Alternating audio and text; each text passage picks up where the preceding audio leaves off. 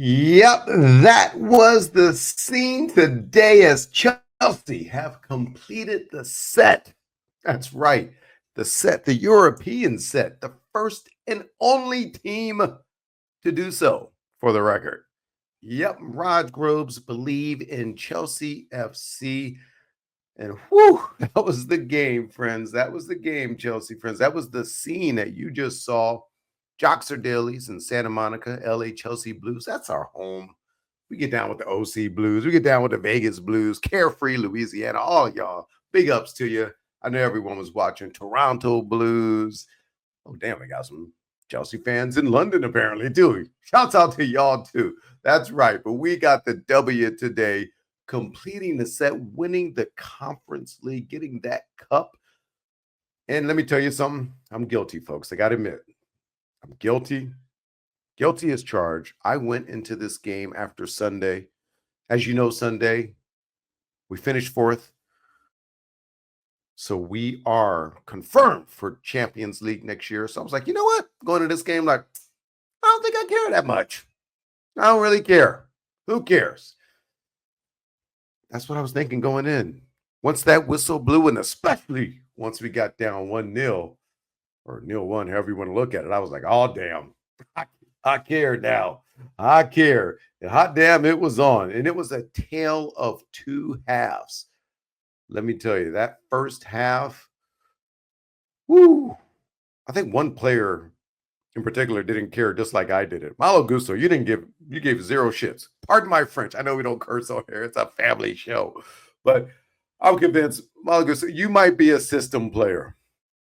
You might be a system player. As you know, I was huge on him last year, worried about Reece James staying healthy, rightfully so. And I was like, Malo Gusto is the future at right back. This, of course, was under Poch. In this system where you got to invert a bit, of course, Maresca wants you to, bro, you're on the struggle bus. And it's been all season too. But this game was the worst I've ever seen Malo Gusto play. And of course, I'm not going to say single-handedly because it was a combined effort for bad defense. But Gusto, oh man, that first goal was on you. I'm sorry, bro. So we down 1-0 in the first half. Look at the stats in a minute.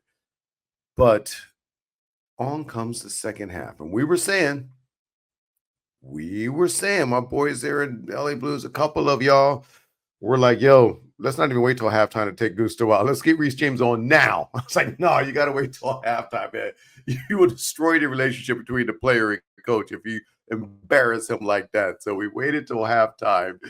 And you notice the difference right away. Reece James wasn't getting cooked on the outside, and he made some very prominent passes in the middle. Not that they scored, because there was a player later we'll talk about that got the assists. But damn, that was pretty. Great second half. The midfield stepped up. Midfield, of course, Caicedo. I know he's not man of the match, but started every single Premier League. No, this was not a Premier League game. Started every single. The captain to start the game was Enzo Fernandez, the hothead, calling what you want, F-boy, all that good stuff.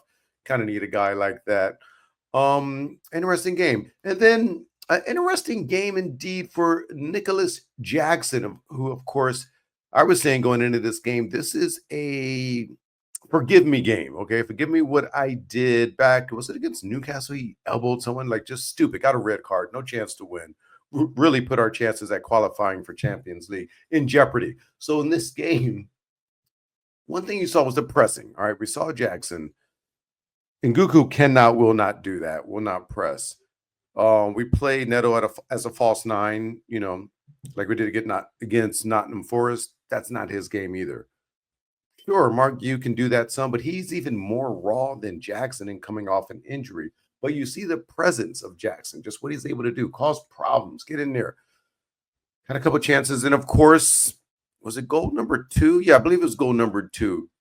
Off of his, I thought if it was first a header, I was like, Jesus, he never gets headers. Then the replay shows off his chest, dangerously close to his arm, gets that in.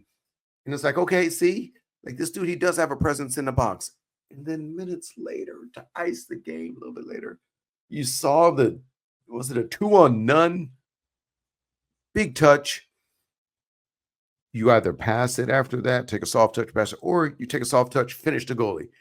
He takes a touch like a community college backup defensive midfielder straight to the like he passed it to the goalie. And then you see why we can't trust him. And I've said it all along with Nicholas Jackson. Look, he gets some heat, but he's it's like Sanchez, our goalie. He's the best we have right now. He's the best option. He should not be starting for Chelsea as your starting striker. But I do think he's backup worthy. He's just raw, green. He shows flashes, but not consistent enough. This game was the epitome of that. Can't be there. Anyway, let's get to the man of the match. Cole Palmer, 2 assists. I think our first 2 assists, if I'm not mistaken, and just a straight cooking on that second assist. Just nothing. Pivot, show me your back, flip around, you're gone, get it in front. And was that Enzo Fernandez? I believe that scored. No, it was Nicholas Jackson, the one I was talking about off his chest. Just beautiful play. Cole Palmer, man of the match, obviously. Let me look at some stats while I got them here for you. Like I said, tale of 2 halves. First half, obviously they I wouldn't say cooking us, but but they had the advantage. They were hyped. The fans were feeling it. Looked like it was going to be a great day for them, and they'd never won a cup. So I realized they had some incentives because they already qualified for Europa League as well. And of course, my computer doesn't want to load right now, but just trust me on the stats. Oh, here it goes. Tale of 2 halves. So in terms of expected goals, first half, as you expect, Betis, right? Yeah. They had the more expected goals, although it wasn't a dominant thing, but they scared us a little bit, right? Second half, things turned. All right. XG went up. Let's see. Our possession, Chelsea had the possession for most of the game, but that's not as important to me with Chelsea. For the game, we had 66% possession. Is that second? Yeah, that's for the entire game. A little more expected goals. 4 big chances to 1. That's what I love. I love the big chances stat. 4 big chances from Chelsea to 1 on us. They have more shots, but we have big chances. All right. Corner kicks tied up, foul. Yeah, but it was a tale of 2 halves. Let's see if this loads quickly. First half, Chelsea had 68% of the ball, but they had a better XG, better shot, 7 of 4 for them. Second half, like I say, it changed. We had the XG, 4 chances to 1, 7 shots on 7 shots total, not on goal. And then, of course, man of the match, Cole Palmer, like I say, with the 2 assists, out there cooking. And who was second? Ooh, probably Enzo Fernandez. Let me double check that because he was kind of all over the place. Yeah, Cole had an 8.4 match rating. Enzo Fernandez had an 8.2. Woo! Out there cooking with fish grease. Let me tell you. Badiashile, 7.1, the best of our defenders, even better than Cucurella or oh gosh. And the worst rating of all, as I said, a 5.9 for our boy Malagu. So just an awful game for him. Get out your system. It's over. Don't worry about it. That's the way it is. But anyway, Sancho, I want to mention him a little bit, which might be his last game for Chelsea. We were talking dribble. He dribbled, shot, and that made it, I believe, 3-1. After that, we were just having fun. We out there playing FIFA, right, on the easy mode, doing our thing. So Chelsea win. And like I say, I'm guilty of thinking maybe this isn't that important to start the game, but once the game started, I felt one way. Then after the game, when I saw Reece James lift the trophy, and I saw the young players look at him, and I say young, Reece James is only 25, 26, but we have a young team, and they were looking up to him, and they were like, yeah, this is our leader. And I realized once the whistle blew, it's like, okay, yeah, we already got Champions League. We don't need this for anything, even financially, who cares? But we got to learn to win cups. We got to learn to be winners. And that's what Chelsea did today, winners. Look, I don't want to be in this thing again, but if we are in it, Conference League, let's lift it. Take care of business.